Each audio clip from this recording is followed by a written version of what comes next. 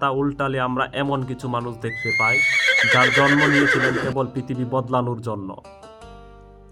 আজ থেকে প্রায় 900 বছর আগের কথা, যখন বাইতুল মুকাদ্দাসের মিনারে আজানের ধ্বনি থেমে গিয়েছিল আর ক্রুসেডারদের অত্যাচারে ফিলিস্তিনের মাটি মুসলিমদের রক্তে লাল হয়েছিল, ঠিক সেই সময় ফুরাত নদীর তীরে তির্কিতে এক জীর্ণ দুর্গে জন্ম নিলেন এক শিশু।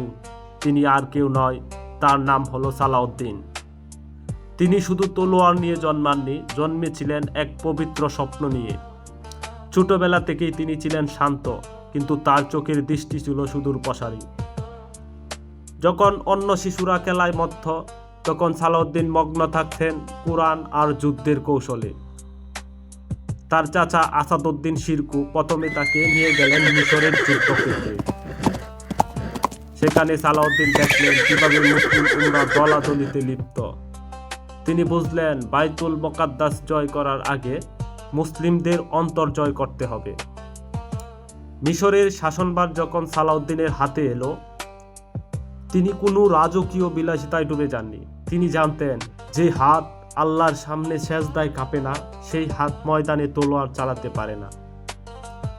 তার সেনাবাহিনীতে এক অদ্ভুত আইন করলেন, ফজরের নামাজে উপস্থিত বাধ্যতামূলক।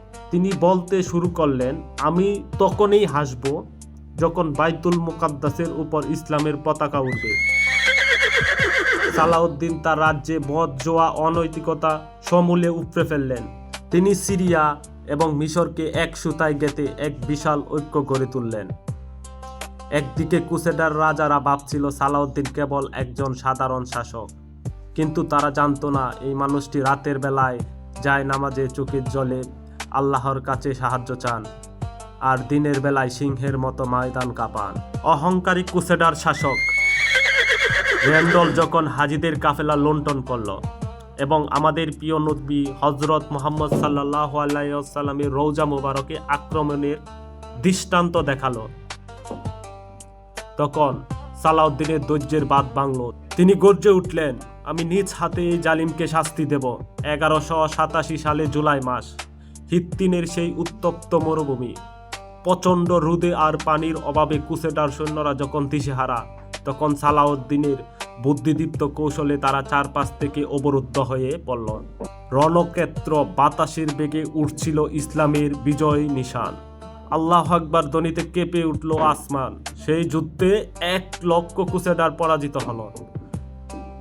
সালাউদ্দিন র্যান্ডলকে তার সামনে হাঁটু গেড়ে বসালেন এবং নিজের শপথ পূর্ণ করলেন। ইসলামের ইতিহাসে হিত্তিন হয়ে থাকে এক গৌরবময় অধ্যায়। হিত্তিন জয়ের পর সালাউদ্দিনের লক্ষ্য ছিল একটি, বাইতুল মুকাদ্দাস। দীর্ঘ 88 বছর পর তিনি জেরুজালেম অবরোধ করলেন। ক্রুসেডাররা যখন দেখল পালানোর কোনো পথ নেই, তারা আত্মসমর্পণের প্রস্তাব দিল। ইতিহাসে সেই দিনটি ছিল অদ্ভুত। 88 বছর আগে যখন খ্রিস্টানরা এই শহর দখল করেছিল, তারা মুসলিমদের রক্তে হাঁটু সমান গঙ্গা বইয়ে দিয়েছিল। কিন্তু সালাউদ্দিন কি করলেন? তিনি যখন বিজয়ীর বেশে শহরে ঢুকলেন, তখন তার চোখে ছিল দয়া। তিনি বললেন, আমি রক্ত নিতে আসিনি, আমি এসেছি শান্তি প্রতিষ্ঠা করতে। যারা মুক্তিপণ্য দিয়ে পরাজিত ছিল না, সালাউদ্দিন নিজেদের পকেটের টাকা দিয়ে তাদেরকে মুক্তিপণ্য বা মুক্ত করে দিল। শত্রু ও সৈন্যরাও তার পায়ে লুটিয়ে পড়ে কাঁদতে লাগলো। এটি ছিল তলোয়ারের চেয়ে চরিত্রের বিজয়। জেরুজালেম বিজয়ের কয়েক বছর পর 1193 সালে 4টা মাস দামেস্কের এই মহান বীর শেষ নিঃশ্বাস ত্যাগ করেন। কিন্তু মৃত্যুর পর যখন তার ব্যক্তিগত সম্পদ পরীক্ষা করা হলো, তখন দেখা গেল এক বিস্ময়কর দৃশ্য।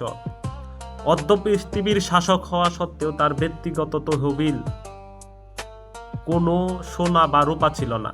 পাওয়া গিয়েছিল মাত্র 1টি স্বর্ণ মুদ্রা এবং 44টি রূপা মুদ্রা।